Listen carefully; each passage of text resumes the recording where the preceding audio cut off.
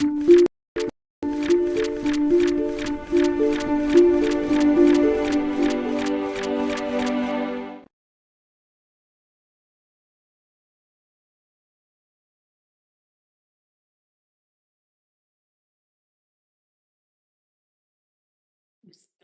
great until just now. Have to be on a stream with this ridiculous shenanigans. Terrible.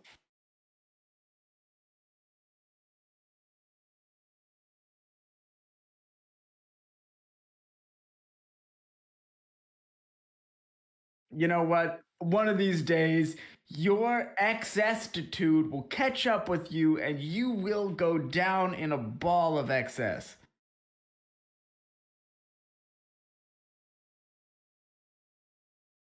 Uh, hello, Yak. Hello, Goth Ghosts of Winter.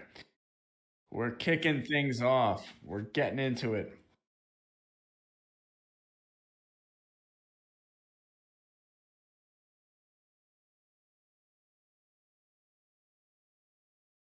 That is right.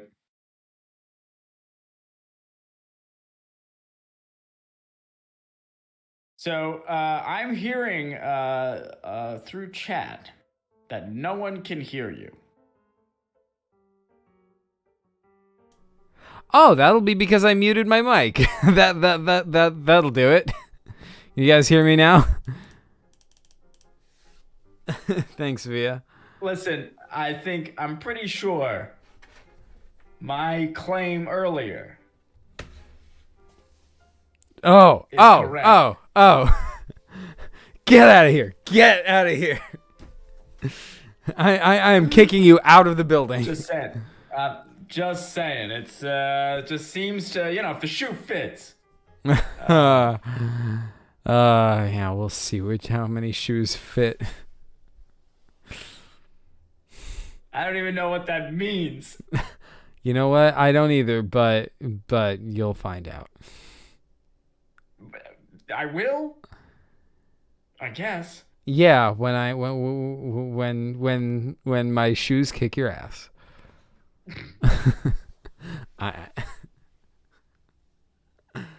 Just like your shoes jump off your feet and start chasing me, like, oh man, I'd like to see that. Yeah, I'd like to see that. Oh, don't worry, you will.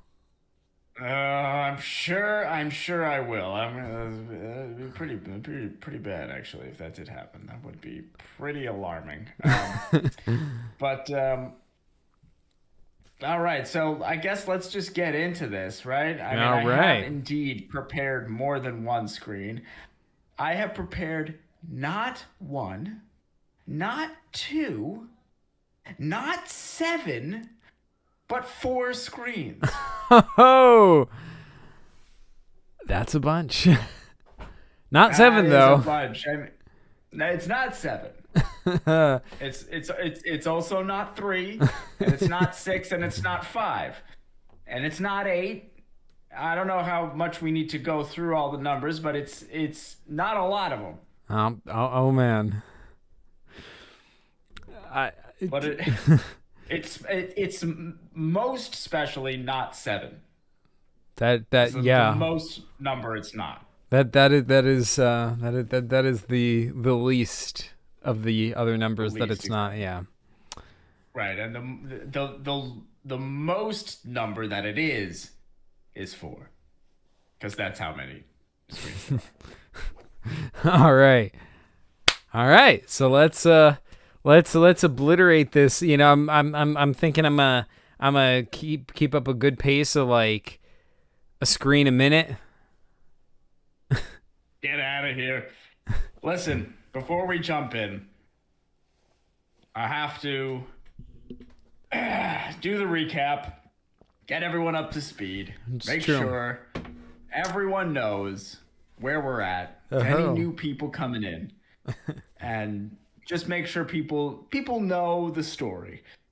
And I've been doing some training. I've been, last time I definitely took more breaths than I needed to get through everything. I was stumbling over some parts, so hopefully my practicing will have kind of get me physically ready for this recap, because these recaps are taxing.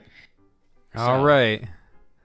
All right, here we go. Let's kind of summon the energy to recap what the events of Paper Computer Game Anniversary 2 so far have been.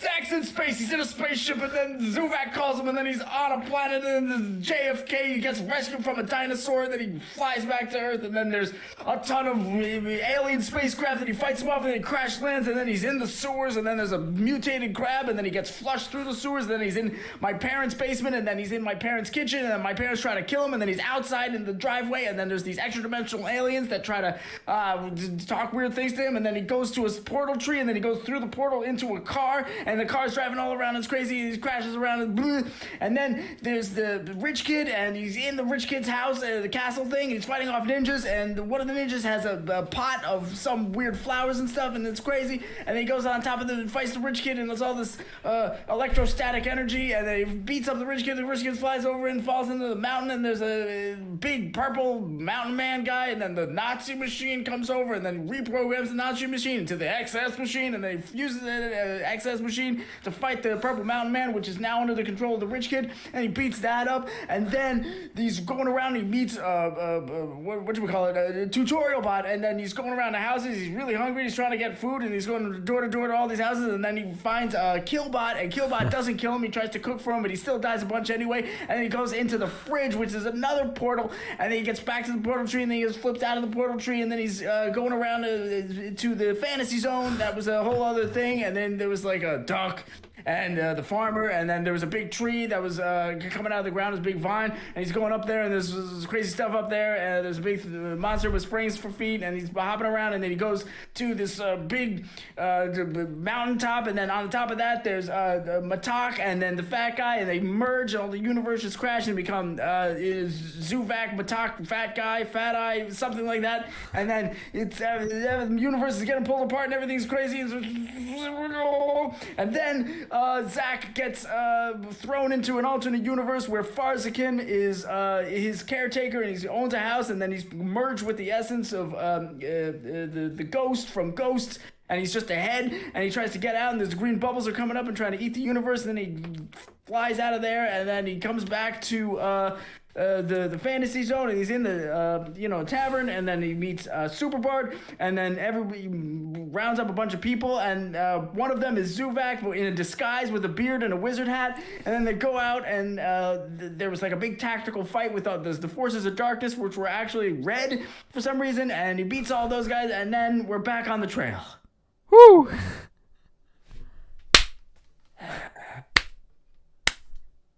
Well done, sir. Well done. That was an impressive display. I don't even know if Sir Burb would have been able to pull off a recap so masterfully. As high a compliment as you're capable of giving. Well, that's the event so far. No one's confused. The cats are in the other room, but if they come in, I have closed the door since Laura's in the other room watching TV, so I didn't want a bunch of noise coming in. But maybe a little later, we'll see the cats show up. We'll see how that goes. But okay, so to do a little bit less frantic recap of the last screen, you had your whole party, and you were moving through this, the fantasy world, and you fight the forces of darkness, and you outflanked and out tacticalized that whole situation. You were able to get everything past. You used a wish from the goblin thing near the fairy circle to kind of help you along with this, and you got everyone past, and you're on the path to the seer, and the seer is the person who's going to know how to get out of the fantasy world and back into your world, so that you can deal with all the crazy things that have been happening in your absence. Apparently, it's gotten even more chaotic, as Zuvak is telling you. So, once you've kind of evaded the forces of darkness, you've been going deeper and deeper into the mountains, and you've been climbing up the mountain where the seer resides at the top of. And, it's been getting harder and harder. Zuvak, his wagon, it's tough to bring everybody up.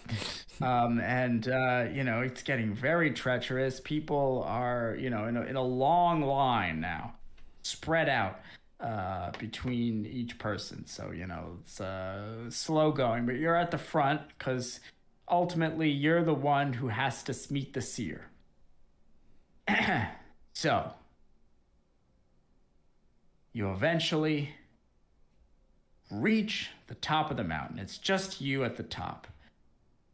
Everyone else is lagging behind. And there's just, you kind of break through not break through, but you're climbing the mountain. You kind of crest a rise, and you can see the top of the mountain, and you can see the seer in front of you, and it looks a bit Wait. like this. What? Before I go forward any further, because I don't trust reality to not spring me into a new zone or separate everyone and throw them. Listen, I don't know what's gonna happen in this game. I before anything else happens, I want to turn to my party and ask them, hey guys, by the way, what's the name of this universe? Oh, it's Grizzle. Grizzle. Oh, well, thank you. How do you spell that? Why, it's G-R-Z-E with an umlaut L. G-R-Z-U with an umlaut L? E with an umlaut, with the accent mark. Okay. E with the umlaut. Okay. G-R Ash. I don't think it's... Yeah. It can't technically be an umlaut, because an umlaut can only go over a U, right? I don't know. It's been a while since I learned all this languagey stuff. But that sounds familiar, though. But, okay. So... G-R-Z-E with 2 dots over it, though. L. Okay. Grizzle. Yes. Oh, yeah, whatever. Okay. We good. Now we can go forward to the seer. All right. And then shortly after that question was asked and answered, you see the seer, and it all looks a little bit something like this. Oh. Okay.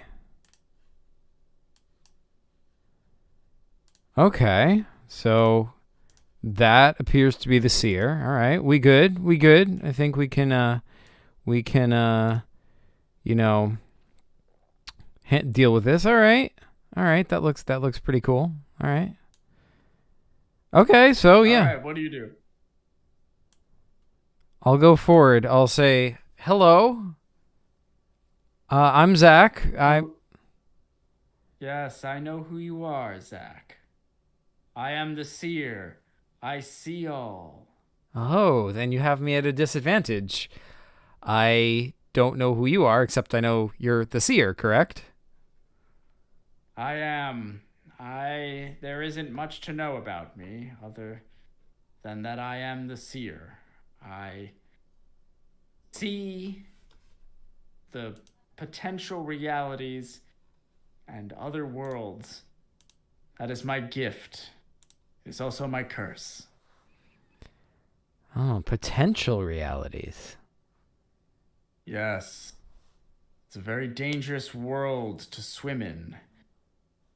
I was cursed without regular sight, but I was given the third sight.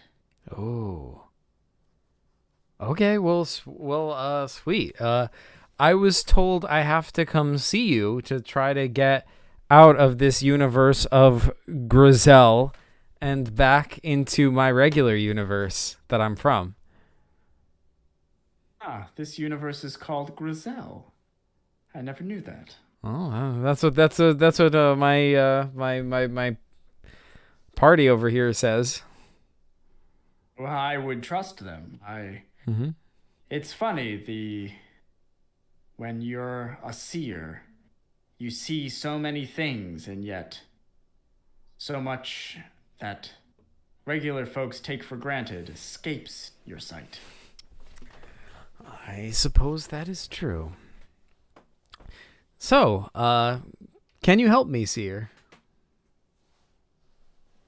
Yes, but I see great danger ahead of you, Zach.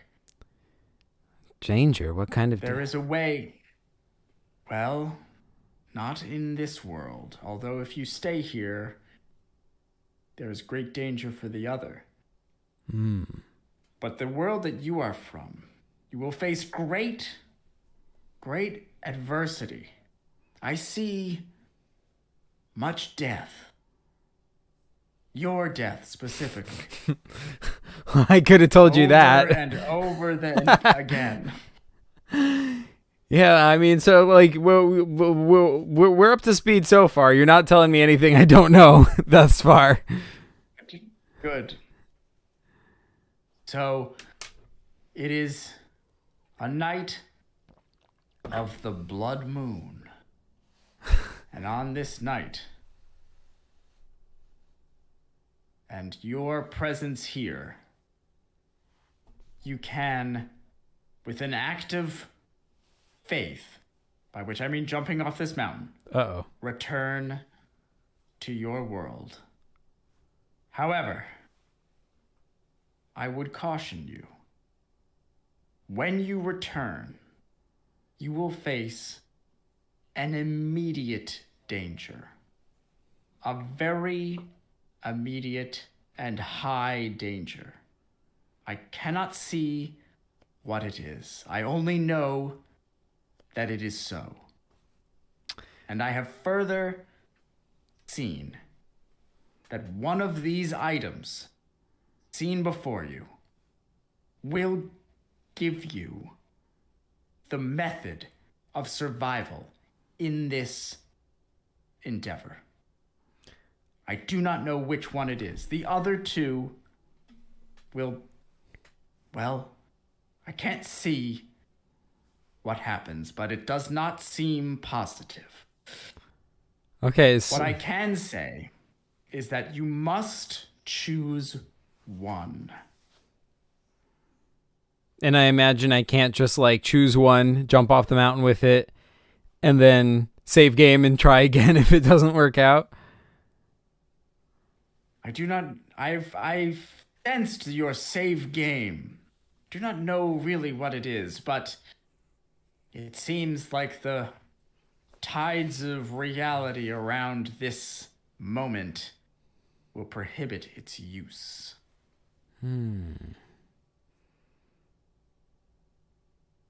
I see. Okay. So I'll take that as a no. Also, Seer, first of all, what is that green stuff by your feet? Yes, the green flame vapor vent. It is what gives me my power of third sight. Huh. Where does it come from? I have not seen that, but somewhere deep in the mountain. Okay. Are there any pebbles around? Yeah, it's tons of rocks and pebbles. Yeah. Okay. Seer, would you be offended if I threw a pebble into the green flame? I knew you would do such a thing. No, I have been preparing for this moment for quite some time. Excellent. Thank you. I'll throw a pebble into the green flame. It kind of goes ting. Just kind of the flame kind of wraps around it a little bit, but then moves on. Okay. pebble kind of rests. Okay, so it's a normal magical flame. It's not like the green bubbles. All right. So I will ask her, do you know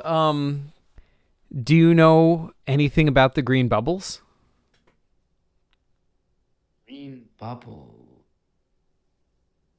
Yes, they tear at time and space, or perhaps the mind, or Oh. perhaps they are a leech. A leech. A Interesting. feed, yes?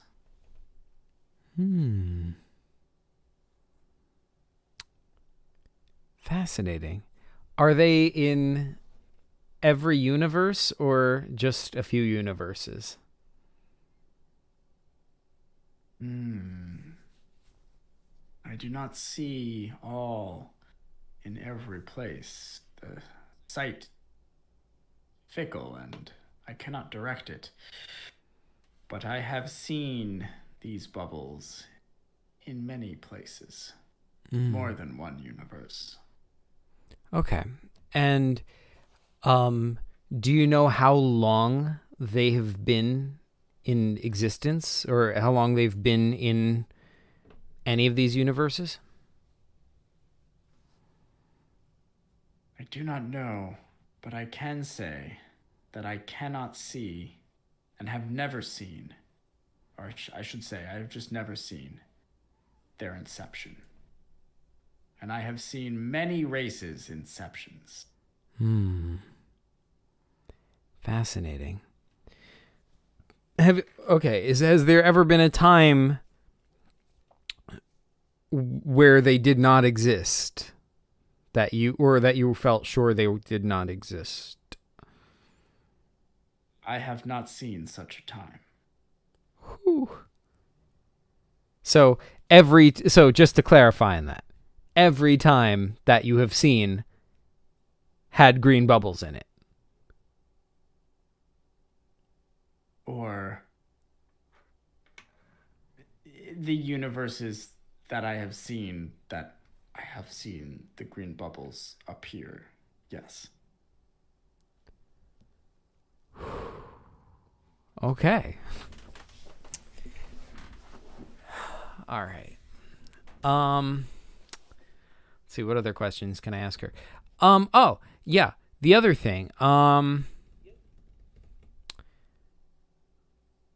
Wasn't there something that I was supposed to, like, I was supposed to do something with this universe of Grizzle. Like,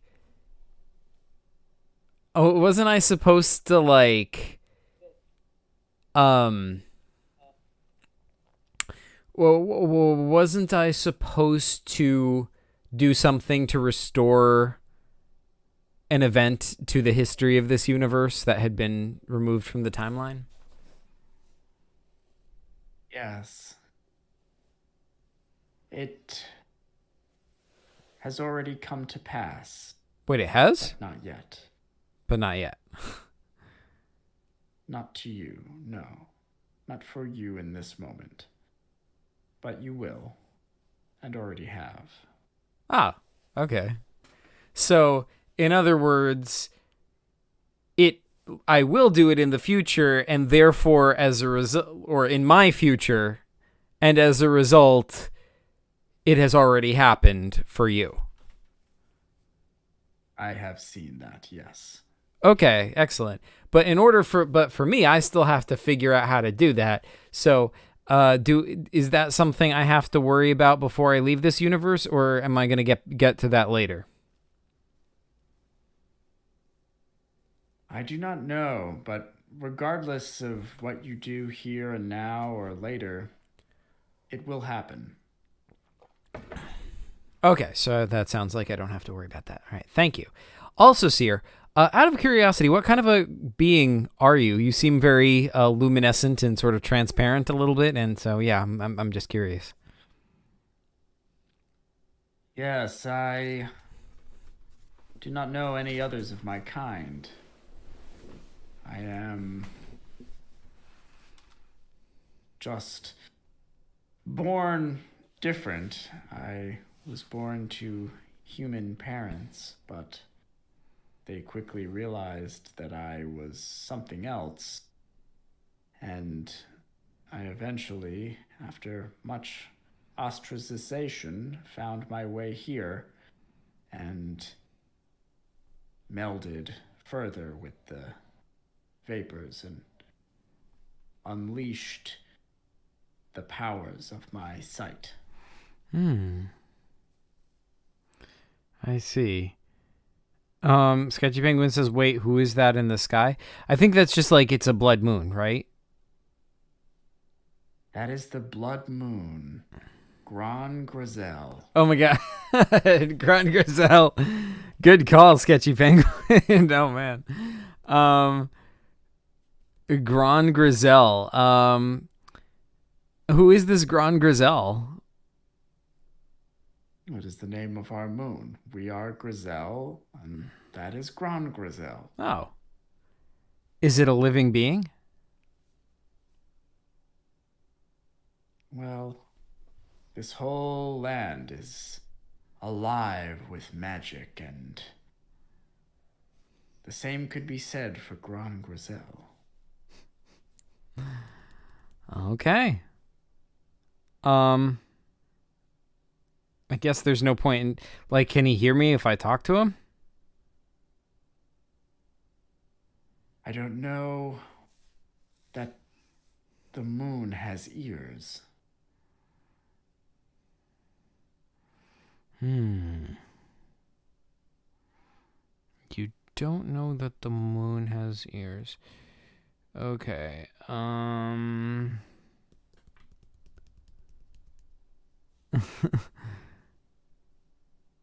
Thea says Grash Zell. She's like spelling out the ash.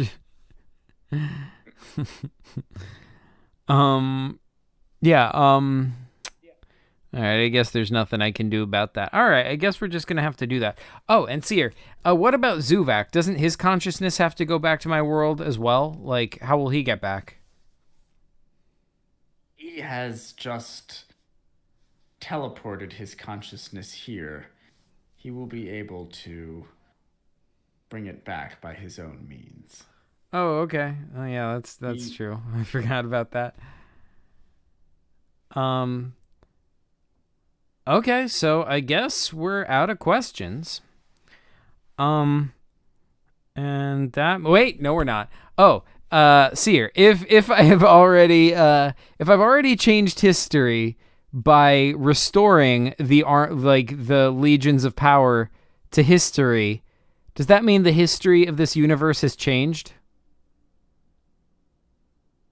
It has, but not yet. So if I turn around and I ask my party if they remember me stopping the Army of Darkness in the past, are they going to remember that right now? They will, but not in this moment. Okay, so right now we're still in the old history. But history will be changed in the future. You will change history. Yes, it is already done. Okay. Sweet. Just for good measure, I'll turn around and I'll ask one of them, hey, do you guys remember me, raising the legions of power and stopping the Army of Darkness in the past? We just fought the Army of Darkness just now, and we're the legions of power. Yeah, but I meant way in the past, like before the Army of Darkness conquered this place altogether. Zach, are you high? Listen, dude, I'm just trying to keep track of changes to the timeline, all right? Just got to keep your continuity straight. crazy extra dimensional beings. All right. So, all right. I guess we're just going to have to choose one of these items and jump off the mountain. All right. Well, thanks for all your help, Seer. I guess I'll choose one of the items. Do you have any recommendation? All I have seen is that these are the 3 items you must choose from. I do not know what will be of use. Mm-hmm. Only that one will be of great help. The others will not. Okay. Oh, also, I forgot the most obvious question. Seer, do you know what is tearing reality apart or like causing all this weird disruption like in the universe?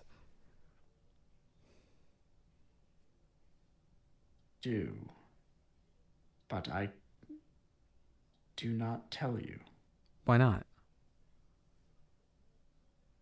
It is just the way that time has played out. I am not I ride the waves of fate as much as anyone else. More so, I am bound far more by fate than anybody, since I see all the different permutations.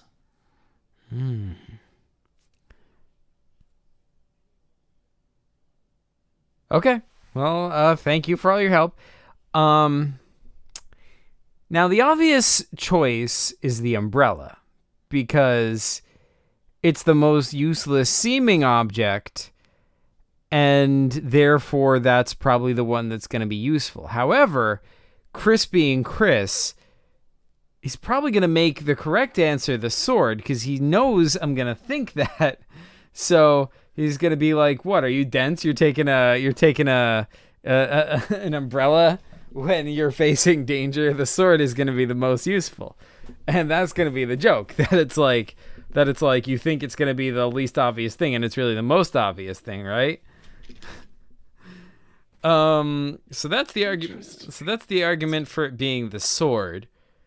The argument for it being the anvil. There isn't really a strong argument for it being the anvil, because an anvil could be useful, but it's hard to imagine many scenarios where it's more useful than a sword. Wait. First of all, let me examine these items. I'll go like examine the umbrella. Is it like a normal umbrella? It is a very strong, sturdy looking umbrella. It looks like it's do you pick it up? Do you open it? What do you do with it? Yeah, I'll pick it up. I'll open it. I'll feel it out. So when you're holding it, it's, a normal sized umbrella, something that if you lean over a little bit, you could use as a cane. And then when you open it up, it is much bigger than it was when it seemed like when it was closed. And yeah, the kind of everything about it feels very sturdy. I'll jump up and down with it and see if I float a little. Yeah, you float a little bit. Ah, I see. This umbrella is more useful than it seems at first. All right, let's examine the other items. Let's examine the anvil. I'll try and pick it up. It's very heavy, but you can do it. All right, I'll knock on it. Is it hollow? Look around it on all sides. That sort of stuff. So it's not hollow. It seems like a solid piece, like a regular anvil. You look around it, and it has an inscription on it that says "Forger of the Kings." Forger of the Kings. Interesting.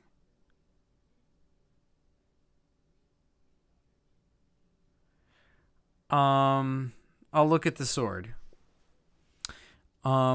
First of all, can I draw it from its pedestal? Yeah, you grab it and it goes da da da da da da da da da. Just like sing, and it comes out easily. Yeah, it's Okay. it's a very well made blade. It's a two-hander, um, weighted nicely for balance. Okay. Um, you're a little awkward with it, but probably just because you don't use a sword all the time. Uh-huh. Um, but yeah, it's a sword. Seer, what would happen if I tried to take all three of these items?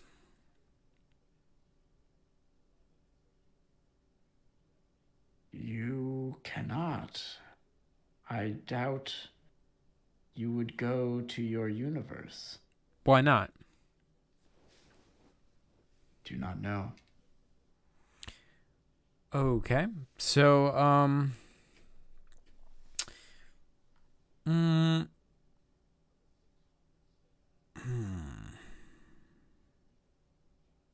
So, Seer, the actual rule is that I can only take one item with me from here, right?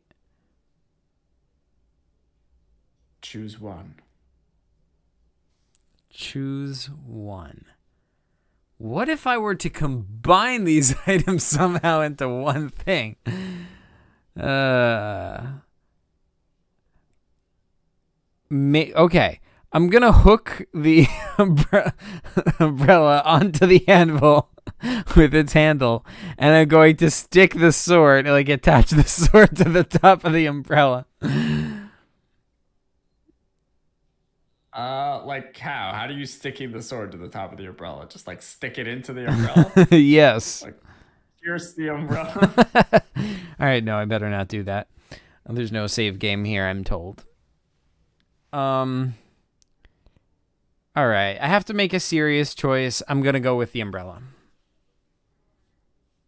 Okay. I mean, I can handle freaking anything, but like what if the immediate danger is just like I'm falling off a cliff?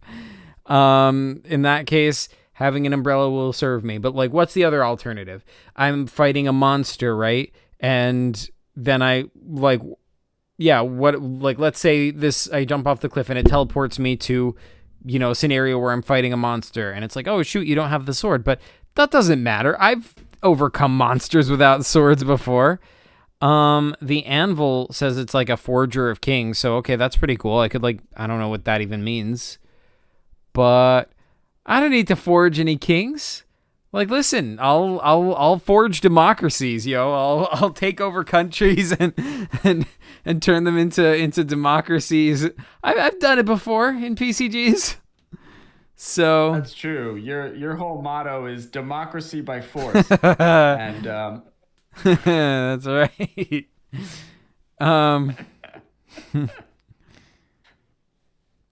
Okay. Okay, so you take the umbrella.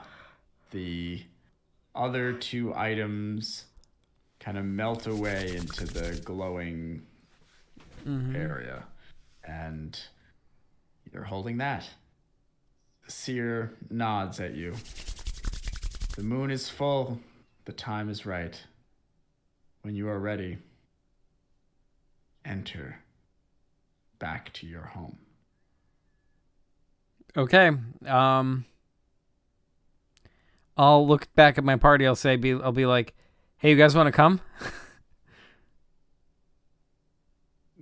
No, this is our home. We just got you here. All right. Well, is there anything I can give to you guys, like to help you guys out before I go? I mean, any advice or anything? Like, there's still like a lot of armies of darkness and stuff hanging around. I mean, I kind of overheard that you're gonna come save us in the past or something, but I don't know. I mean, I'll try. I guess, yeah. She claims that that's what I'm gonna do, or have already done, or whatever. But I don't know. Yeah, I'll certainly do my best. But in the meantime, is there any advice I can give them? Listen. don't let these bozos bulldoze over you, you know? Like, they think they're cool or whatever, but this is your land and you guys are cooler. And if you don't want them coming in here, you know, if you keep resisting, just don't stop resisting. They're not going to be able to overcome your creativity, your defenses. You guys got this. They all cheer and start singing, "Don't stop resisting. Hold on to that rebellion." Yeah. That's right. They cheer you like, "All right, Zach, yeah, go do it. We'll see you soon." All right, sweet. I'll say, hey, farmer, you know, like, I know this is your home now, but, you know, you should come visit our reality at some point whenever you get a chance. And all of you should as well. Yeah, all right. I'll keep that in mind. You know, next time I get a chance, I'll drop by. All right, sweet. All right. Thank you guys, and PCG you later. And I will jump off the mountain. All right. You jump off the mountain, off the sheer cliff, and you're just falling at high speed, and you're like, whoa, it just seems like it's a normal fall, and this is pretty scary, except you've fallen off a lot of things before, but you know, whatever. What if save game doesn't work? And then you're going, it's like, whoa, the ground's getting closer, and then all this kind of blue, sparkly, purple light is surrounding you, and it's whipping faster and faster, and like it kind of blinding you, and then you feel like a force hit your body, and boom, you pop out, and you can feel just in your bones that you're back in your own world. Oh. And you're like, ah! And you're still falling though, and you're falling faster and faster, and you look around you and you see this. Okay. Okay. Yeah. Wait. Get out of my face. How do I? Wait. No. What? No. Get out of my face. What is happening? Sorry, I can't find the window where your Discord screen is. I popped you out, and I regret it. Shoot. Okay. Oh my goodness. Oh. Okay. I see what's going on here. I mean, not really, but okay. This is what's happening. You are high above the city, above the water, falling fast, and against the sky, the night sky, is projected a giant image of the shadow. And the shadow is speaking to you. Zach, so nice of you to join us. I've been making changes in your absence.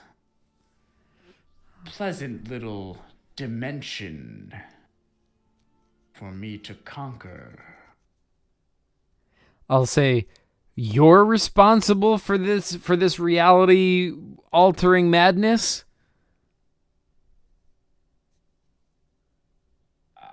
Come and find me, Zach. If you can. You're falling really fast. I'll open the umbrella. I'll be like, Boom. I hope you didn't get too used to the changes you made, Shadow, because they're all getting ripped down. Well, I'd like to see you try, Zach. You wouldn't believe how easy it was for me to take over. Wait, you took over? Oh, you just take a look around there, Zach. You see what's happening I'll look around. in your home. You'll see, like, as you're falling more slowly. Like in the city, there is like lots of crazy changes. Like, um, you know, roads don't make sense. They warp around and go crazy directions. People are small things where like people are not on the street. You can see like windows in apartment buildings are dark, or kind of have bars over them. There's It's hard to see even at a slower speed exactly because of the distance, but yeah. And then the sky is this blood red color. Could be from the setting sun, could be from the fact that this projection is blasting against the night sky or some other force. But yeah, it does seem a little odd. It's familiar, and yet there's that kind of uncanny difference. That's like what? Interesting. Okay, so but a lot of those changes, like what you said, like there's streets that just go around in circles, and like people in places where they shouldn't be, or where they should be, they aren't. So that sounds like reality warping changes, not like he just conquered the city with an army. So it looks, or that sounds to me more like he, changed reality, and like kind of like how in The Sims you I don't know, just build walls around people, that kind of stuff. I know what you mean. Yeah. Okay, well, I'll be like, Shadow, how'd you get the power to do this? Oh, Zach, when have I not had the power to do this? I've just been biding my time. Uh-huh, yeah, that doesn't sound like you. I've known you for, well, actually, wait. I haven't known him at all. What am I talking about? This is his first appearance, isn't it? Like, this game, I mean. Like, Second. Well, he was in the Nazi machine, but that was just like he was mentioned, right? Like, I don't think we actually... There was one screen where we saw him in the Nazi machine, but this is the second of his appearances this game. Yes. Yeah, he was on the TV screen in the rich kid's castle. Correct. The Exit the Shadow is actually just a dude playing The Sims.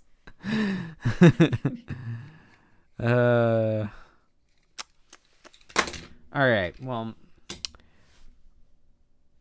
Okay. Well, I'll say to the Shadow, I don't suppose I could, convince you to just stop it and go away.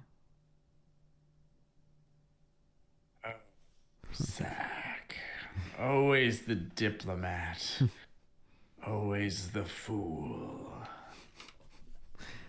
I grow disappointed with you. I mean, you call me the fool, but it just seems to me like it's me who always wins, like every time, just saying. Yes, but we haven't tussled in quite a while now, have we, Zach? No, but I can't imagine. Oh, pardon. I mean, bless you. Whatever is the thing to say. No, that was the Shadow. That was just like the whole world shook. Oh, then I'll say bless you to him. Excuse me. Allow me to blow my nose. And in the meantime, let's have a little fun. Okay. And then out of the sky comes these like weird whirly-gig helicopters, and they shoot lasers at your umbrella and it zaps holes in it, and it makes you go a ton faster, and you're not going fast enough, or you're low enough that you're not like in serious trouble, but you hit the water and you go boom, and you go really far down, and it's like, whoa. And you're like, oh my gosh, and you're really far in there, and you kind of look around, and it looks like this.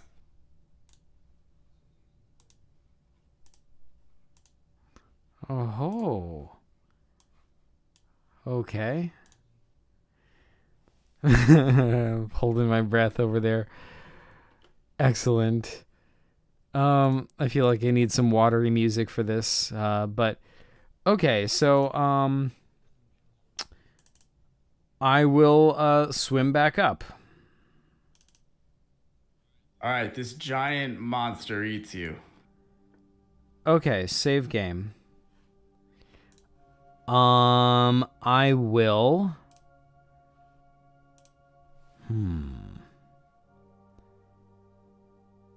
I will play dead. That's a good call. The monster eats you. Save game. I'll swim into its mouth and poke it with the umbrella. All right, you swim right into this thing's mouth, and he's like kind of confused, like, "Whoa," and you poke. Where do you poke with the umbrella? Roof of its mouth. He's like, oh, and then he like tries to chomp you down. What do you do? Hold the umbrella upwards so that it like pierces the roof of his mouth. It kind of sticks in there, and now it's like kind of stuck in his mouth. So his mouth is like kind of open, and he's like kind of thrashing around and trying to get it out of his mouth, but his mouth is like kind of half open. All right, I'll swim out and try to like swim down under him so he doesn't know where I am. Yeah, he's like thrashing around, and you kind of swim down under him, and you're okay, but you're running out of breath. Okay, I'll try and like swim to the side, so like I'll like swim up but to the side and behind him so that I'm out of his sight when I surface. Okay, so you're doing that. The thing is thrashing around, and you're getting closer and closer. It's really running out of air. The thing snaps the umbrella and like kind of shakes it, but it's like kind of like this long eel thing, so it can flip around a lot. And then it spots you finally. You're close to the surface. Your lungs are burning. This thing is charging for you. It's very fast. What do you do? Whew. What else do I have in my inventory? Well, you have a grappling hook. Mm-hmm. You have a sand anatizer. You have a... well, you don't have a bar of soap anymore, or the apples. Oh, didn't you get something last game? Hold on. Let me get the... I should get the... Alrighty. should remember to get the thing. Hold on. It's right in this room. Give me one second. Okay.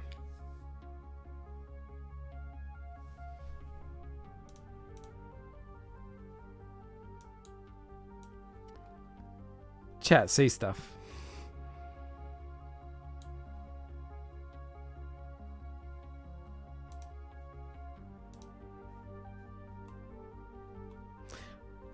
All right.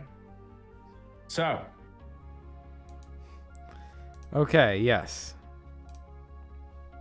You have the sand anatizer, grappling hook, 2 ninja stars, and you do have a bar of soap, but it's really wet, so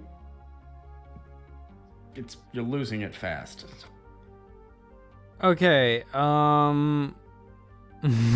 Yax's classic Chris forgetting the inventory screen, just like what you'd expect from a putz like him. I agree wholeheartedly.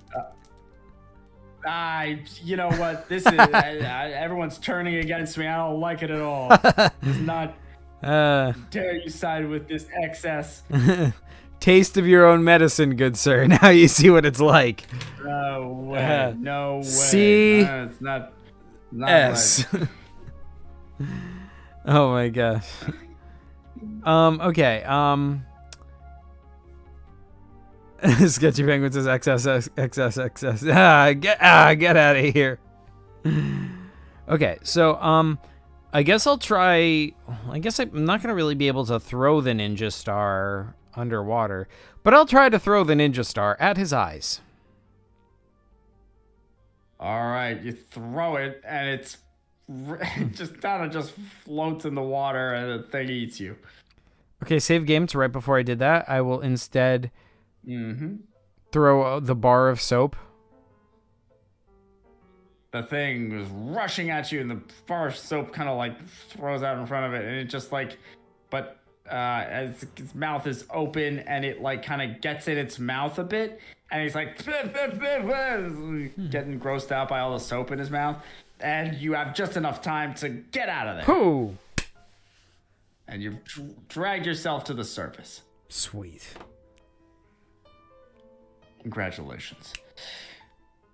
As soon as you drag yourself out, you're now inside the city, and you're kind of sopping wet and all this stuff, and that crazy, not the same car, but like a new car, like drives up beside you, and like honks the horn, and like there's all these like, you see like that kind of helicopter kind of zeroing in on you again, and there's more kind of circling around that are kind of getting closer to you.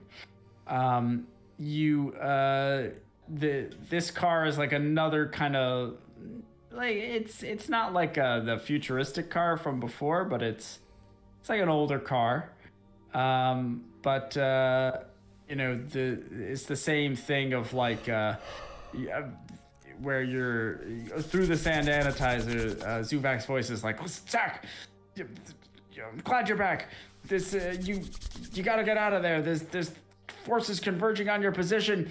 There's I don't know exactly who it is, but it's the driver from before. There's a friendly. Just get in. They'll get you out of there. I'll say, Zuvak, you have got to hire a better driver. I'll get in the car though. Okay. You jump in the back of the car, and it starts driving all crazy and smashing into things, and it's just all nuts, and you're like, ah!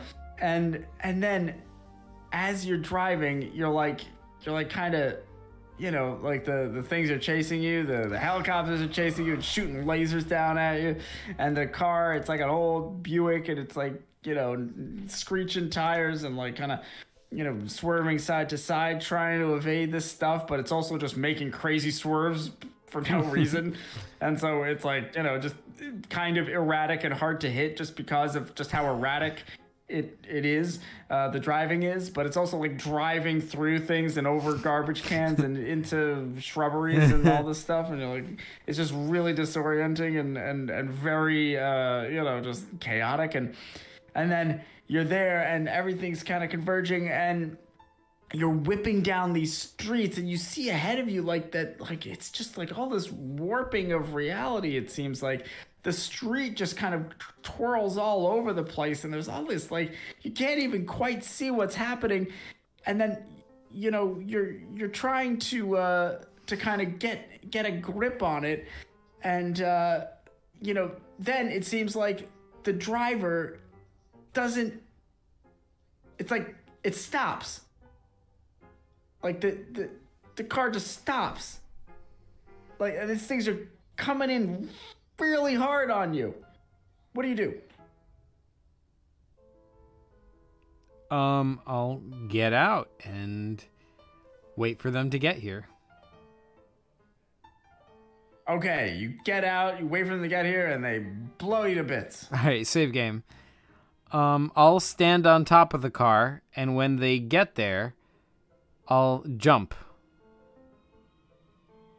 All right, you jump and are blown to bits in midair. All right, save game.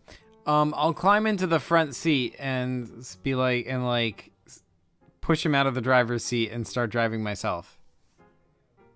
it's a really tense moment. You jump into the front seat, you start driving, you're like, "Ugh," and you start blowing through, and then the driver you kind of see out the corner of your eye, but kind of wakes up and then like starts driving crazily on top of your regular driving, and it's like your car's going all over the place. Wait, what? So he's like fighting for the wheel? Yeah. Okay.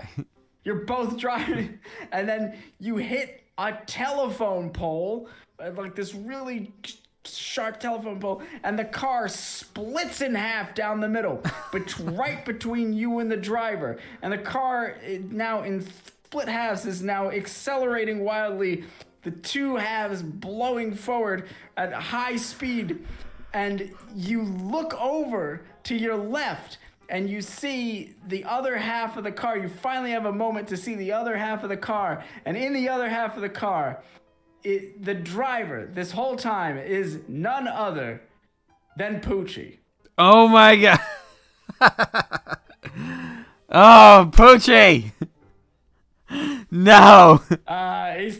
He's panting. He's like, and the whole street is swirling and twirling, and then in front of you there's this crazy looking alien thing, and there's something else in the distance, and it's nuts, and this is what it all looks like. Oh god.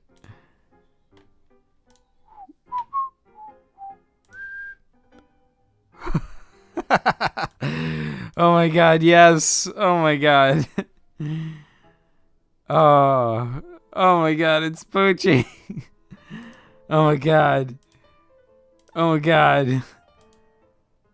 All right. So we've got an alien thing with 2 laser guns. Okay, let's just drive past him and keep driving down the street. Like, all right, this hovering alien thing just vaporizes the both of you. The sketchy penguin says this screen is epic. I know, right?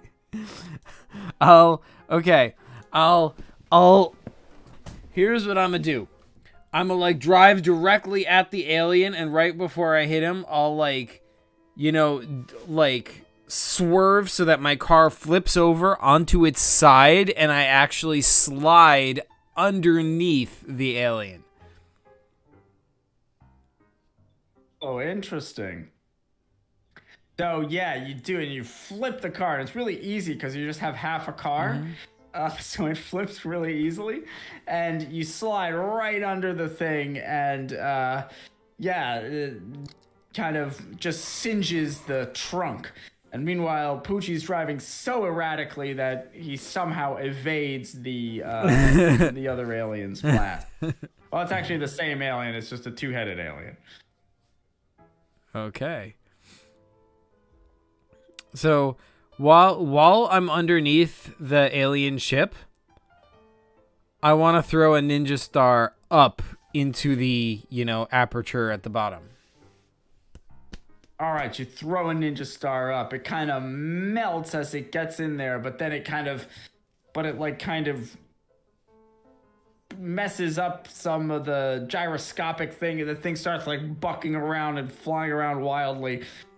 Your car is kind of on its side now, though, and it doesn't have enough force to go up this crazy ramp of highway. Meanwhile, Poochie is blowing past you, but then swerves around and does this crazy thing and like smashes into your car. You fly up in the air and land on Poochie's half roof, and are now gripping the top of that as Poochie flies around the huge bend in the street. You're now blowing to this crazy corkscrew down the middle of the highway as the aliens still pursue you, but their gyroscope is messed up, so they're going all over the place as well. Oh my gosh.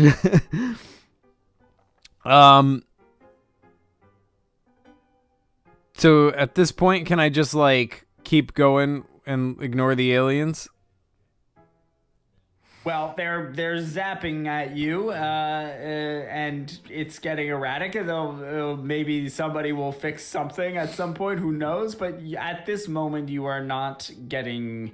You're not in direct danger from these aliens. Okay, so, yeah, I'll just go around the loop and keep going. All right. As you approach, you see none other than Dr. Schultz Schlotz. Oh my God! Who is using Doctor.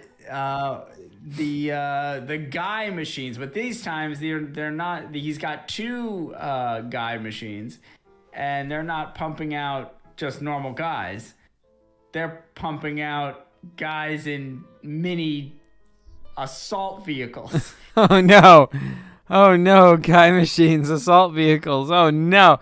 Okay, first of all, does this establish that whatever that play was that Dr. Schultz Schlotzenheimer was from is canon to the PCG universe? I think it does, but he's actually already existed in PCG, the PCG universe. Wait, he has? He did.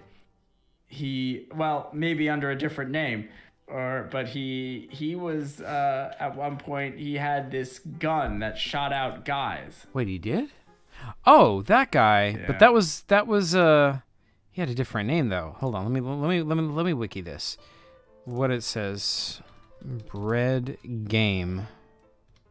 Wait, toasted living bread? Yeah.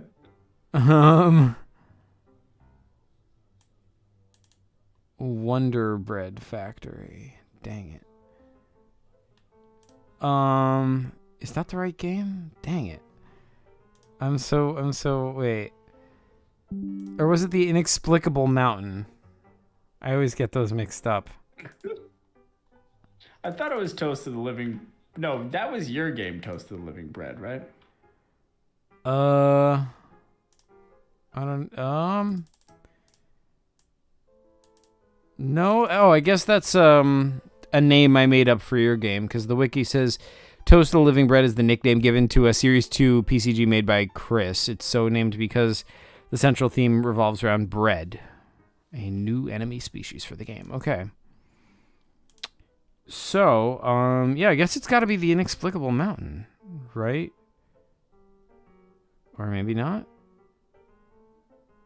I don't see it.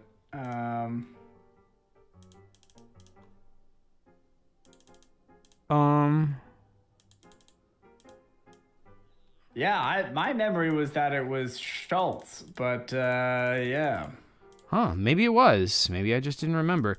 Like, I found the description of it on the wiki. It's like on the article for guys, it says, in one of Zach's recent adventures, he raided a Wonder Bread factory. Inside, he discovered a mad scientist who had invented a gun which fired guys. The scientist claimed that he created guys. However, it's possible he may not be truly responsible for their creation. And Zuvak has stated he believes there may be more at work than just the scientist. Okay. Well, then it's canon here. The mad scientist is none other than Dr. Schultz Schlotzenheimer. Oh my goodness. Dr. Schlotzenheimer. And just to be clear, this is like the same version of Dr. Schlotzenheimer that was in the play, right? Like that play is canon too. Yeah, it's right. At some point in Schlotzenheimer's career, he went from doing ecologically themed science to creating manufactured humans. You know, that makes sense. That's par for the course for Schlotzenheimer. I mean, like, for those not in the know who's watching, Schlotzenheimer was a character I played in a play we were in when we were teenagers. That was, like, I think he invented a time machine to go back and make stuff better, like fix the environment or something. It's been a while. Yeah, something like that. Yeah. Okay, so sweet. Now that he exists, let's go beat him up. Thank you for that clarification. Yeah, do it. You're welcome. Okay, so yeah, let's drive over to where he is, and I'll drive right up to him, and I'll take my fist, and I'll be like, "Hello, sir. Would you please kindly stop making guys?" So, unfortunately, Poochie's driving. Oh yeah. And you're just clinging to the roof. Okay, well then I guess I'll just wait till we get to him. Well, you could do whatever you'd like. Just in this moment, Poochie is driving. Okay. And he's driving all over the road. All right. Can I swing down into the car? Yes, you can. All right. I'll hang onto the side of the seat that he's on, and I'll pet him. I'll be like, Poochie, what a good dog. You're such a good dog. Yes, you are. He goes, And I'll be like, Poochie, can I drive?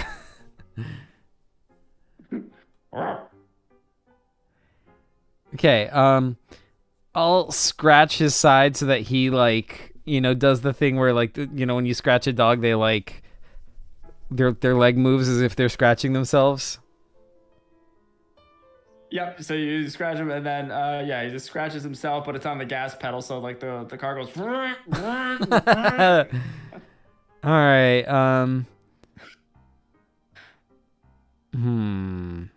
By the way, this makes the aliens go absolutely bonkers. They're like flying all over the place. Sweet.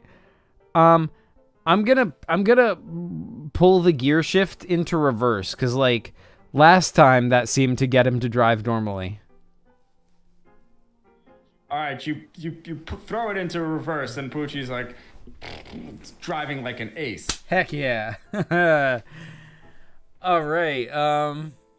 But in reverse, of course. Of course. Okay, so I'm gonna tell Poochie, hey Poochie, look. Drive over to that to that guy. It's just zooming backwards and dodging the aliens and zooming really quickly back. So now the open side is facing Schlotzenheimer and the guy machines, and you're passing them right by that thing. Okay, and I'll tell Poochie to step on the brake. Poochie slams on the brake and you fly through the windshield. Oh, save game. I'll tell Poochie to slow down slowly. Poochie slows down and you're stopped in front of Schlotzenheimer. Okay, excellent. Thank you, Poochie. I will pet him, and I'll be like, good dog, good dog. Oh, yeah, you are. And then I will go over to Schlotzenheimer, and I will be like, hello, sir. I'm Zach, and why are you making guys? I am Dr. Schlotzenheimer. I will end you with my guys. I'll be like, why? What'd I ever do to you? You stand in the way of the shadow. Oh, yeah, you work for the company, don't you? I am a company man. Listen, Schlotzenheimer, didn't I hear that you used to, make time machines to help save the environment or some such? Yes, I made a time machine to save the environment. Yes. So then why are you now doing the opposite, like doing bad things instead of good things with your scientific skill? What? Militarism. No, this is objectives. This is the shadow is the good things, and I do this for the company. Why do you want to serve the company? What goal of theirs are you? The company's goals are the goals of their employees. You must do what we tell you to do, and I take the orders. Which is what? To use the guys to make you go away. Why? What is the company's ultimate goal? I am not in that level of the structure of the company. So I am in the science department, and I make the inventions to make you go away. So you join the company without any idea what their purpose is, but you help them make powerful weapons to fight their enemies without knowing why. Isn't that highly unethical?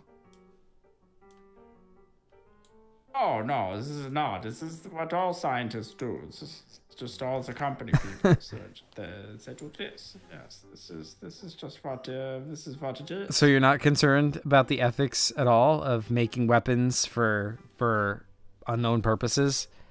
You don't think that... What weapons? No, for unknown is known. It's not known by me, but somebody knows. And not only that, but these are people. Look, they're coming out of my little machines, and they have life. Yeah. And the life I'm giving them is they know what is happening, and they make a noise. But the life that you're giving them is being used as a weapon. They're being used as weapons to attack me. Yes, thank you. Very, very much. I appreciate your compliments.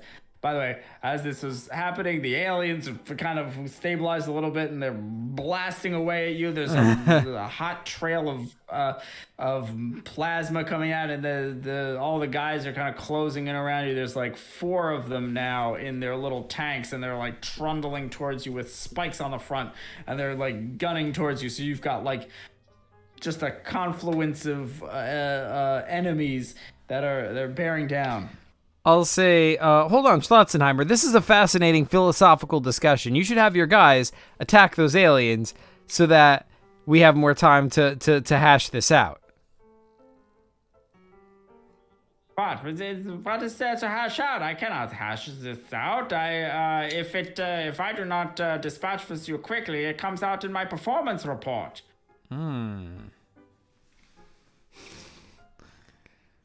I see. I'll say, so why don't you just quit, dude? Quit. I'm not a quitter. I'm Dr. Schwarzenheimer. I finished what I started. I swore an allegiance to the company, and I will make the company the greatest company in the world. So that's how it's gonna be, is it? Do you have control over these guys? These guys, they are living beings. They have their own free wills that I naturally subject to my own. So no, I have complete control. Yes. Okay, sweet. So what I'm gonna do is I'm going to punch him and take over his machine. You punch him in the nose. He's like, ah! But the aliens zap you and you're dematerialized. Save game. Okay, I'll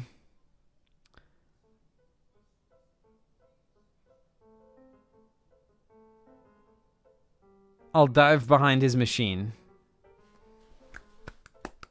But you dive behind his machine. The aliens shoot wildly and blow up one of the machines, the one in front of you. So that's good. You have one less machine to worry about, but now you don't have any cover. And the 4 guys are zooming towards you, and Schlotzenheimer is really mad, and he's like, oh, and he's slamming on the button for the other one. So that one's like working overtime. What do you do? I'll throw a ninja star at the wire connecting his button to the remaining machine. It severs the wire, and just there's a guy halfway out, and it's goes like, what? Oh no! Oh. And but there's all these guys converging on you, and Schlotzenheimer's pounding on his machine. Poochie's driving around wildly, just to, like, kind of in circles, kind of like chasing his tail, but in a car. The aliens are kind of I've trained their sights directly at you again. What do you do? Okay, first of all, is the half-formed guy, is he still alive? Yes. Okay, but how much of him is formed? He's like the top half of him, and like pretty much like most of his body, but like the back half of the car is not formed. Okay. So I'll oh, they're on cars. I didn't realize. Yeah. Okay. So yeah, I'll have Poochie circle back, pick up that guy. I'll punch him in the face to knock him out, and then drag him into the car, and then circle back around and drive forward. All right, you grab him, and he's like punched him in the face. He's like, "Whoa!" And you pull him in, and you pull him out of his car. The other cars are zooming at you. They're crashing into the half a car that Poochie's driving, but it's driving around crazily. The aliens are shooting lasers. You've got like 4 guys now that are hot on your tail, and the aliens are blasting down all around you with lasers, and you're just barely evading it. It's not gonna last forever. What do you do?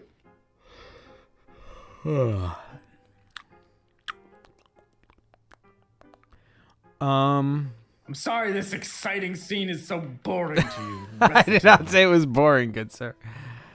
I was just like, shoot, what do I do? I will. What do I still have?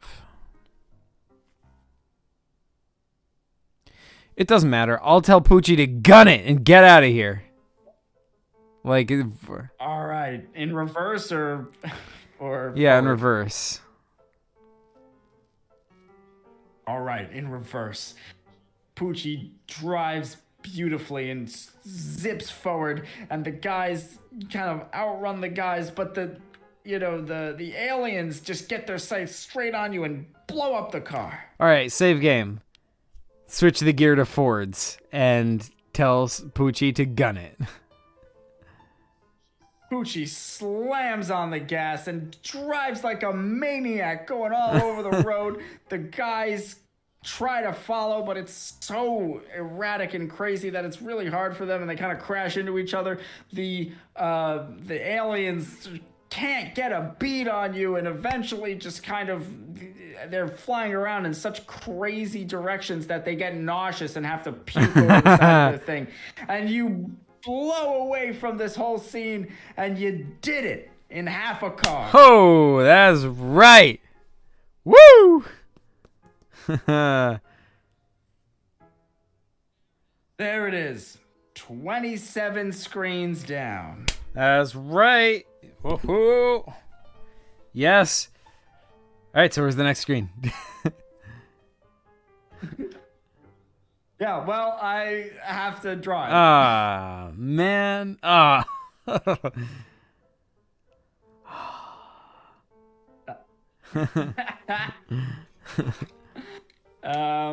I did I don't know if you shared it already, but I did randomly draw another image of the tutorial bot? A certain tutorial bot. Oh yeah, so we can show that for sure. I mean, yeah, I mean, why not? Yeah, I'm uploading that. Alrighty. It's taking a minute for whatever reason.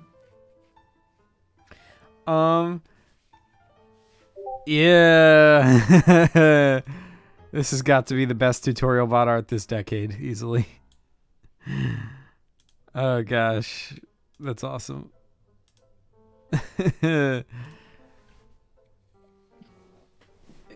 Like, yeah, it's so unusual for you to draw a tutorial bot of all characters. Yeah, it was pretty random. I was just I don't know, I just decided to just let my hand go and just draw some stuff, and I drew a box, and then I was like, well, all right, let's go with that. Yes. It'll always obey the hand when it wants to draw things. That's right.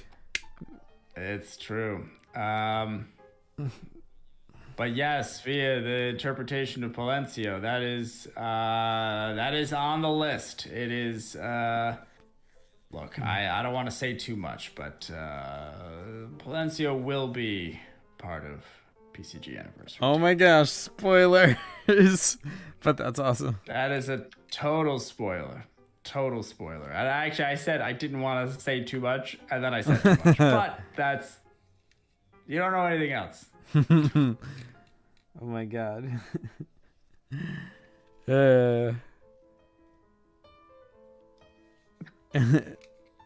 Oh, thanks, Nick. Yeah, so, what an episode, right? Am I right? Like, dang. Very eventful. I mean, like, we have a lot to talk about here. First of all, oh man, what a callback to the Poochie thing. Oh god. Yeah, that's so for folks who don't know, which is probably pretty much everyone, but Poochie was Zach's dog growing up, and the two of us, when we were like hanging out, had this like random joke of like a hypothetical of like, well, what if Poochie drove? And I would like do these like long silly stories about how irresponsible Poochie would be as a driver and how he would drive and do horrible, crazy things. And that was what this whole crazy driver was based on, of just bringing Poochie back to be irresponsible. Dude, like your stories were like freaking like if Poochie were driving, he'd be like smashing through the telephone poles, and the car would split in half. I remember that was a thing, the car splitting in half. That happened a lot, or at least I specifically remember that happening. The car is splitting in half, and then he's like driving on top of the telephone lines, and like somehow the car emerges, or like I don't know, like stuff it just keeps getting wilder and wilder as it goes on. Yeah, so that's the whole inspiration. So I knew it was Poochie from the beginning, which is a rarity for me. Oh wow! Things, but I was just deciding when to actually. I wanted to save something to like plant a seed and then bring it back later, and then I realized like, well, why not now? Oh my god, that was so cool.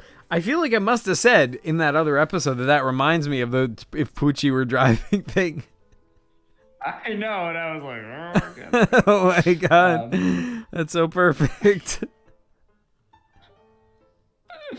Yeah, that's fun, but yeah, that's that. Yeah, heck yeah. Oh my god, and like I saw like a few months ago, I think I sent it to you, Chris, because like there was like a thing where like they actually got a dog to drive, and I was like, oh my god, if Poochie were driving. And I sent that to you immediately.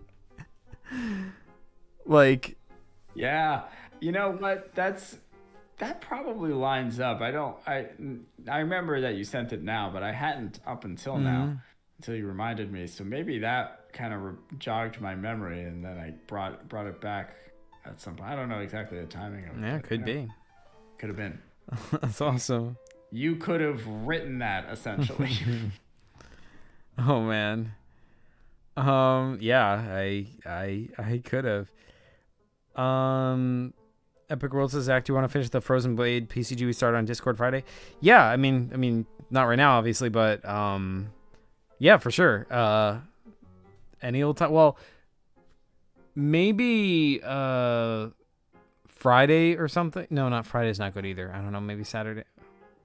I don't know. We'll see. Yeah, at some point. Because like the thing is, like tomorrow I'm working until 10 o'clock at night.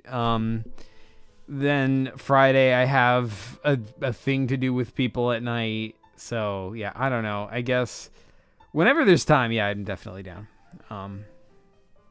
But yeah, anyway, so what else do we have to discuss here? Oh, the freaking Shadow. Like, oh my god, who is this guy?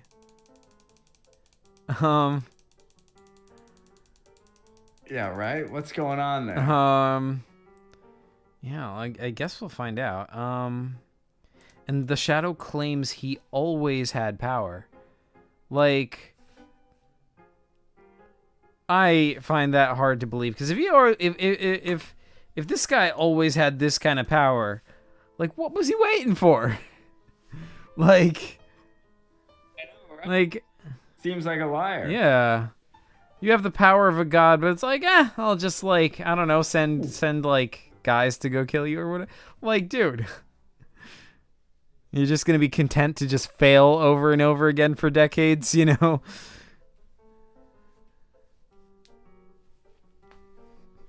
Yeah, right? You know, what's going on with that? Yeah. I guess we'll find out. Epic World says the shadow dude looks very epic. That he does. Yeah,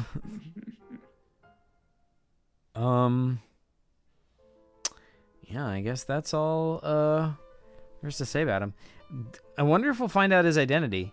But, like, then again, who could he possibly be? Like does he have, like, I mean, it's not one of these things where it's like, oh, it's that guy, because, like, we don't know anybody. Like, I mean, I guess it could be like the farmer. Like, well, that would be a yeah, twist. yeah, Wow. right. What a world. I know, that would be a twist. But no, hold on. Let's do some detective work. All right. We know the farmer was around at least since the 1940s, so he's been around a while. Yeah. Well, before then, right? 'Cause he was from the past, right? Was he? I thought so. Wasn't he in like a medieval like time travel? Oh, the farmer. period thing? Yeah. I thought you were talking about like the shadow. Oh, yeah. I thought you said the farmer. Oh, no. Like the farmer, the farmer shadow. wouldn't fit for that, because like the farmer was in the medieval period and then he just got brought straight to the present, unless there's like more time travel shenanigans involved. Bye, JPG. Thanks for hanging out. Yeah. So okay. Who? Let's see. Is there anyone else who would have been around in the 1940s? It could be James. That'd be random. Be James. That would be random. It could be like the general guy, General Stone or whatever his name was, who hired us in the 1940s. Who else could it even be? Oh my God, wild theory, but what if it's me? Whoa. That would be a big lapse in memory. Yeah, right? Because, like, I was there in the 1940s, right? Like, I was teleported to the 1940s of the regular PCG universe. But, like, and I had all my regular memories, but then I also had this life that I'd been living in the 1940s. I had, like, a grandmother who was there, or like, a mother or whatever, who was there in the 1940s. And it's like, how am I... How am I in two places in history? How do I have a family in two places in history, you know? So maybe, you know, once my consciousness was, you know, removed from that, like, the me that was left behind became the shadow. Right. Yeah. Epic World says, my PCG group has gotten too popular at school. It now has 23 people, so now I don't know what to do. Oh my God, that's freaking amazing. That's awesome. Keep growing it. I don't know. Like, you know, film a play session or whatever and put it on YouTube. What can I tell you? Like, dude. Yeah, but, okay. The other possibility is, you know, like, well, I guess it's, I mean, like, you seem to be, especially in this particular game, you seem to be more open to bringing in characters from other people's, like, stuff.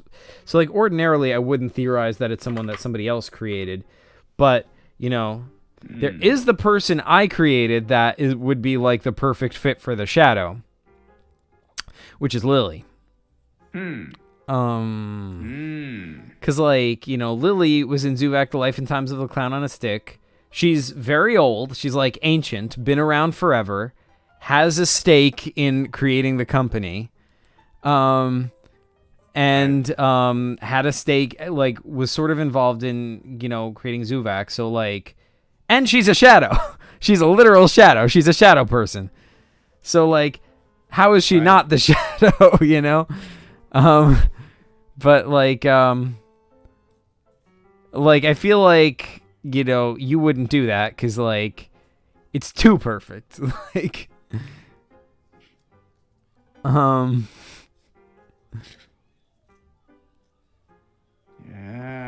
yeah, it is pretty perfect. Although at the same time, you know, you went through all the options with those 3 items that you were gonna choose.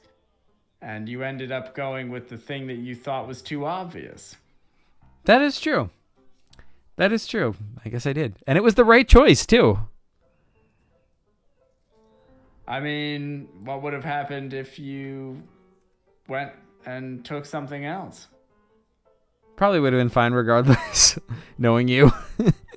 I mean, okay, well, let's play this out logically. I mean, like, I'm falling out over the water, right? So, regardless, you can just say that I survive, regardless of what's in my hands. If I had the sword, you could say, okay, you use the sword to slice the water open. If I had the anvil, it's kind of hard to imagine a scenario where you justify that. But, you know, knowing the way you make PCGs, I would guess, you know, retroactively, that your thought going into this was, let's give Zach 3 options, and then whichever one he picks, I'm going to have to get creative and figure out how that works. Because, you know, I figure it, like, if you really made it that one of the choices doesn't work, and you made it that save game doesn't work for this, you know, then you're just hamstringing yourself. You're like, it's like luck of the draw. And if I choose the wrong one, then it's like, well, game over. But what does that mean if if the game is over? You're not going to, like, restart the whole game from the beginning. So, I mean, like, well, I don't know if you have that kind of dedication. I haven't seen you do that. So, I guess we'll find out. No, that would be wild. Yeah. Yeah, that would have been, what would have happened? I don't know. I don't even know. But I do know that it would have been, at the very least, harder. Mm-hmm. Okay. Epic Worlds is asking if I'm going to continue making PCGs on digital or on paper. That's a good question. I mean, I will eventually make another paper PCG. I just started this one and boxed myself into making a really long one, and it's all digital. So I want to keep with that until through with this one. But yeah, and I think especially as, you know, it's a little safer to meet in person as things, you know, we'll see how that shakes out. But that'll make it easier to do in person stuff with paper and that kind of thing. Mm-hmm. Very true. Very true.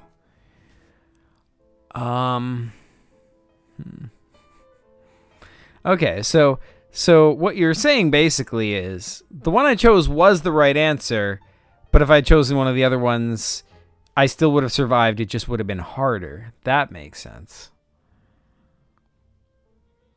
I mean, it would have been amazing if you chose the anvil.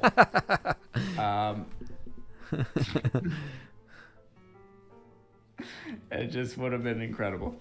I don't know exactly what would have happened, but it would have been nuts. Oh my gosh. Oh, that would have been interesting. Man, I need to there's so much stuff I need to do on the replay of this game. I need to replay everything in this game and, like, just try everything differently. Like, oh man. Choose the anvil. How do you what do you mean? You have to, can you even replay PCGs? Is that ever a thing? Yeah, I mean, like, well, there's no law of physics stopping you from replaying a PCG. I mean, it's not like the police are gonna show up at my house and like arrest me. Oh man, that would be awesome. If I could get that to happen, that would definitely be on the table. I wish. Oh my god.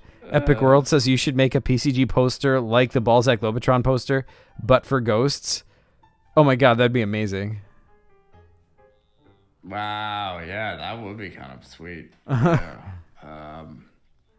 If I were to do such a thing, I almost feels like that would be fun to do like on a canvas. Yeah. I haven't actually painted in quite some time, so it would look very sloppy. But it could be fun. Yeah. Yeah, then we could make merch of it. Yeah. Sweet PCG merch. Heck yeah. Yeah, Chris, by the way, Epic Worlds like bought the Balzac poster and has it on his wall. That's like I know. That's amazing. I know, right? Epic World says I would buy it. Yeah, I know. I would too. That is so cool. All right. Well, let me write a note to myself then. Draw ghost ! Poster. I'll tag it as PCG. Done. Yes. It's filed. Well done, Epic Worlds. All right. So let's see. What do we have to talk about in the seer? Grizzle. Interesting. Now, is Grizzle always a blood moon, or is it just a regular moon and sometimes it's bloody, just like the real moon? The latter. Okay, sweet. I did not think I was going to get a straight answer out of you. It is interesting that these are green flames. You know, like, I get that they don't have the property of the green bubbles, but there is sort of an emerging green motif here, you know? Also, the other thing, like, not related to this screen, but, when, in the screen with the rich kid, and you're sitting on this, like, giant green bubble, right? And in the PCG theory video on that, I assumed that was a green bubble. But is that actually a green bubble? Or is that just, like, a green bubble that isn't, you know, one of the green bubbles? Wow, yeah. Well, I mean, you were lying on it. That doesn't necessarily mean anything. We have seen a human, like, sit on the green bubble before. Cypress. Although that is weird now that you mention it. I mean, like, when you put anything on the green bubble, it gets sent somewhere else, right? Like, why is it that Cypress was able to sit on the green bubble? That could just be because of her power or her relationship to the bubbles or whatever. But then, yeah, I don't know. So little information to draw from. Now, you said I was lying on it. That could be your way of telling me that it's not a bubble. That may have been the intention there. Trying to see through the layers of Chris's psychology. Psychology, psychosis, whatever, you know, the case may be.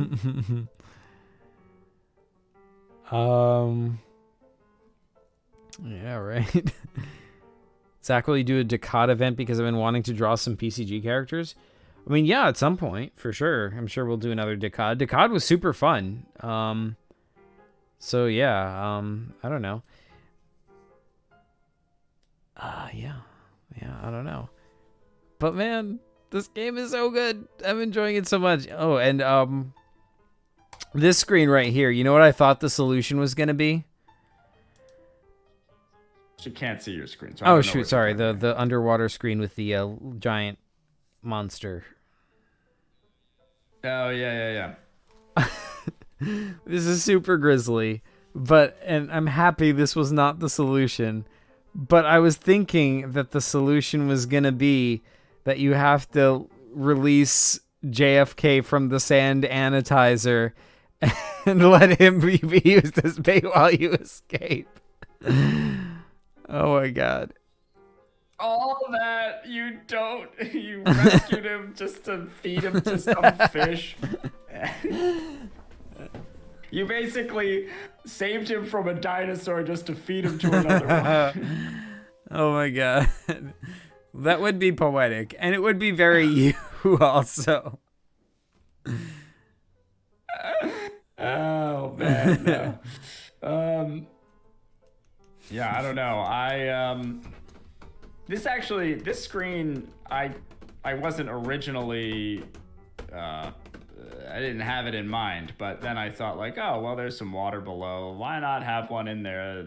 I just really wanted to draw Zach shot down underwater holding his breath. That was the impetus for this screen. Ah, I see. Well, it looks cool. And but now I'm just freaking going crazy, green bubble crazy, because I want to ask, is there the green bubble? And I totally get that there's no evidence of that. This is just an ordinary thing. Green is just a color. Lots of things can be green that aren't bubbles, even though it's green, and there's bubbles coming out of its mouth, and there's sort of a bubbly pattern on it. Oh my god. But no, that's just scales. It's just scales. Calm down, Zach. I love the fact that this is making you go out of your mind. Oh my god, this free.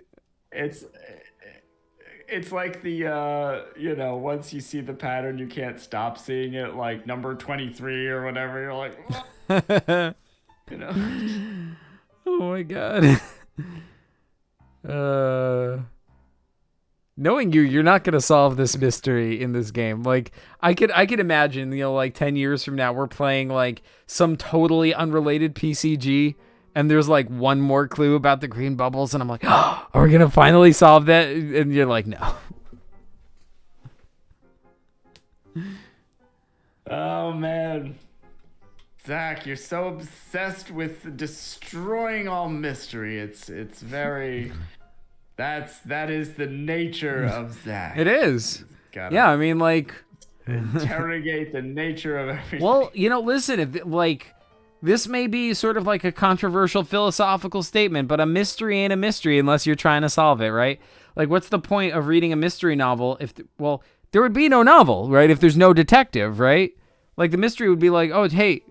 Yes, although I understand that part, but I actually think that mystery novels are misnamed. Go on. Oh yeah, I have to finish my thought. Mystery novels aren't mysteries; they're secrets. Because a secret is known by someone, and it's just the job of the detective to find out. A mystery is more profound or more squishy. It doesn't have the straight contours of absolute fact. It's potentially unknowable. I see.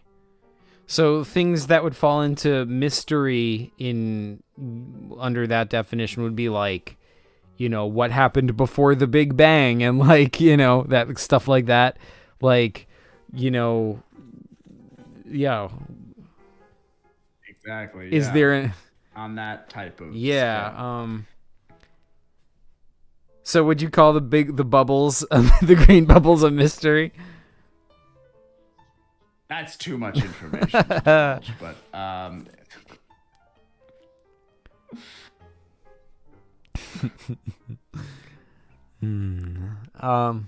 But in terms of mysteries being divulged, we did get another name, but now we also have 3 beings that don't have a taxonomy. 3. The seer. Okay. The fish thing. Hmm. And the 2-headed alien. That's true. Well, that's just in these screens, right? There's a bunch more earlier in the game. That's true, too. Well, and the shadow, because, well, I mean, maybe he has a taxonomy. We just don't know.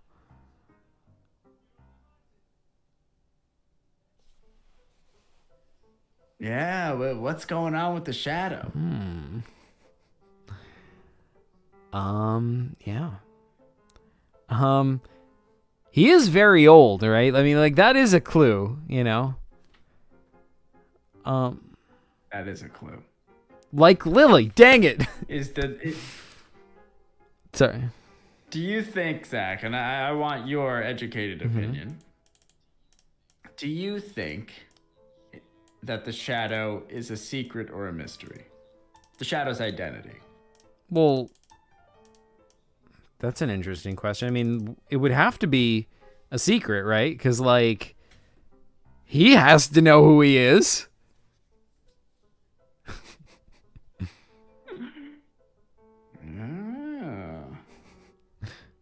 Be pretty wild if he didn't. That is true. And he went on to found the company. Kind of hard to found a company if no one knows. Well, I guess that's not true. You could be doing stuff shadowishly, you know, kind of like how Lily does. But you know, I don't know. My brain needs to stop with that. I guess it's just possible for there to be multiple shadows in one company. But in any event, like, okay, I guess we can't really know. I guess it's possible. Like, anything's possible since we don't know who he is. It's possible he doesn't know who he is. It's possible no one knows who he is. Like, maybe he's just like pure intention. Maybe he's just like not capable of like self-awareness. Like, he knows that he wants things and he knows that he's a person, but he can't like look at himself in the mirror. He can't like think about what he is. Maybe he's just like, you know, yeah, like just pure entity. In that case, I guess in that case he could be sort of a mystery rather than a secret, and also like no one else would be able to know what he is also. But that's awfully specific though, and if there's one thing you're not, it's specific.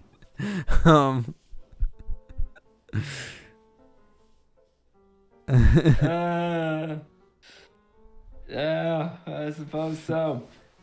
Yak is saying, I think the thing that makes the green bubble so mysterious is Chris's inconsistency, which, that really does contribute to it. Yeah. Yeah. It's a powerful, mysterious thing. Yeah. I think that is definitely the case. Epic World says, have you ever looked into putting PCGs on the Game Crafter, such as putting each screen on a page in the book template so we could publish PCGs and get physical copies?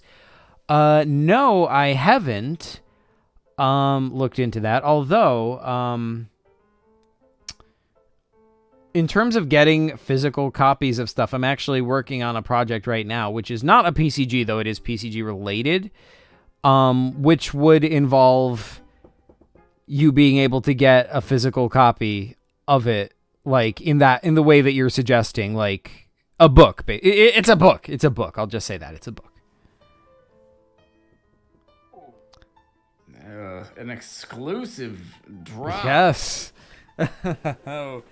And you know, Chris, for you, this is something I had been speculating about the last time I was over your place.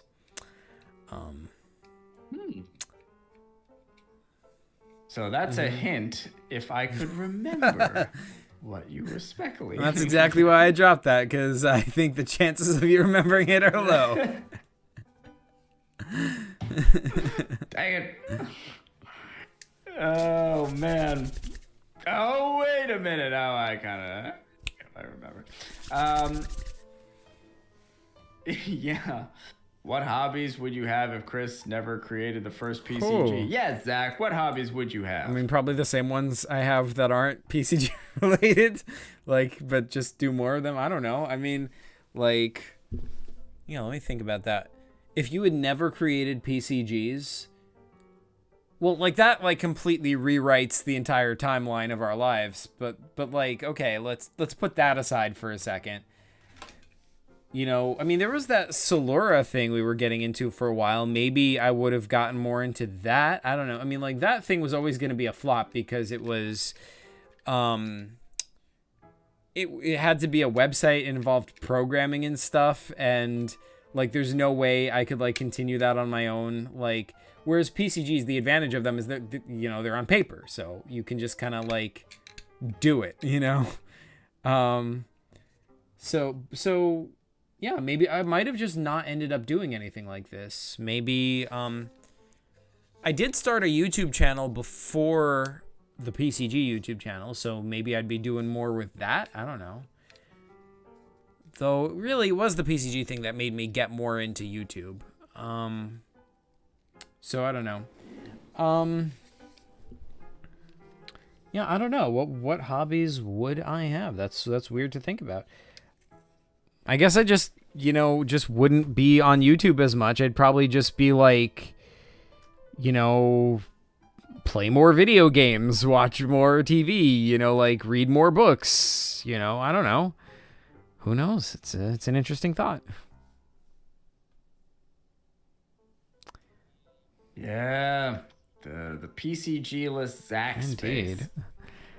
Also, Epic World says, I've been working on a PCG creature codex for 2 months now. I'd like to publish it one day. Okay. Pardon me. That's awesome. And, yeah, Epic Worlds, message me about that at some point because, we can definitely arrange to publish that on the PCG shop if you would like. I mean, the one I'm working on right now is sort of a test. The idea is I figured I would just quickly throw out this little book thing, and then purchase a copy of it myself to make sure the whole system works. And then if it does, then we can open it up for more people to publish their own, PCG source books, and guides and whatever else sorts of things, Yeah, that's cool. I'm in. Yeah, you're in. What source book are you gonna make, Chris? I'm gonna make the complete PCG guide to inconsistency. Oh my god, I actually like that. It's gonna be pretty comprehensive. Oh my god. But yeah, that's actually a really good idea. That would be an awesome book. It just lists every continuity break, everything that doesn't make sense, oh my god, that. I feel like this is actually a book that I would be particularly bad at writing. Why? Because I'm like, what? Oh yeah. Oh yeah, I forgot. Well, yeah, but you just have to do research, is all. I don't know. Just like writing any other book.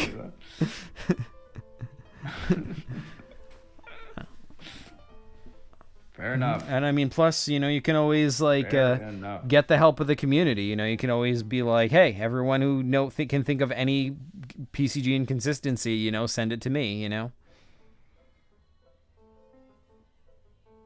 Make a good point. You make a good point. But yeah, complete guide to inconsistencies. in PCGs. Yes. Look for it. Epic World says, Zach, I never asked, but was there a reason you asked to see the stream app? Are you planning a new PCG? No, that is actually for the project I just mentioned just now. You'll see. Whoa. Yak says the complete PCG guide to consistent inconsistency. I like it. That would definitely be bestseller. Yes, I agree. Yeah, I kind of legitimately, want to see that book. Like it would be just like your, massive middle finger to me, because after all this time, that was my big PCG work, was creating the PCG wiki, trying to connect things, find the connections, weave these random disparate stories into a universe. And you're like, let's look at how none of this makes sense together. Let's look at how it breaks apart. Oh my God. So you're saying that this guidebook is the wiki killer? Yeah. It is just the thesis is that the wiki is incorrect. Yeah, it's like the anti-wiki, Yeah, the good old anti-wiki. Yeah. I actually have an anti-wiki. She's pretty. No, you don't. I don't. Oh man, well, this has been fun. I will try to make more screens for next week, and we're 27 in, so that means what is there, 76? What did you say it was? It was like 34%.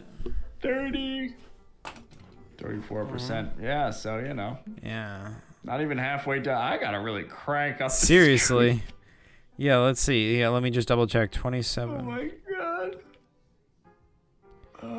Oh, it's 35.5%. Yeah, it's still not even half. So. Yeah, seriously. You've been doing like one screen per week. That, like, at that rate, it's gonna be over a year. Yeah, those screens take a long time to make, and they were pretty deep screens. You played them for a while. True. I'm just saying, like, I'm happy. I don't care. I'm happy to be playing this for the next year or so. But year and a half, I guess. But if you want to actually get this done and move on to other PCGs, then yeah, you should pick up the pace. So it's totally up to you, however you want to play it. Yeah, well, we'll see. I've been happy to make this one for as long as I've been making it, so I will see that through to the end, to that final page 76. Yeah. It's the anniversary.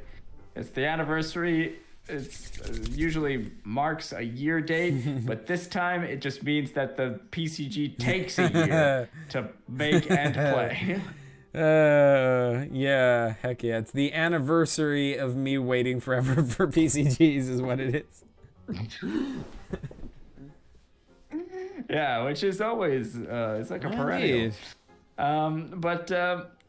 But yeah, this is fun, and I should probably bounce, but thanks for hanging out, everybody, and Epic Worlds, congratulations on your 30th PCG. Congrats. Yak, see you soon. And this was a lot of fun. Thanks for coming, good sir. And you have a terrible evening. I wish you the worst, as always. You suck.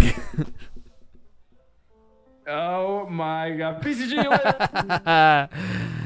That's Chris for you. All right, folks. Well, I guess I'll call it a night as well. I want to go get some dinner.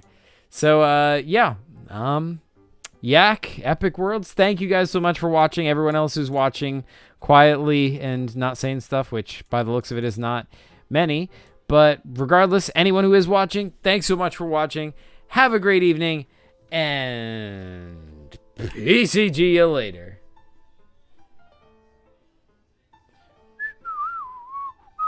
By the way, I'm totally going to work on that project after this as soon as this ends. Yeah, all right, anyway. Yeah, wait, where's the end stream button? All right, yeah, bye, folks.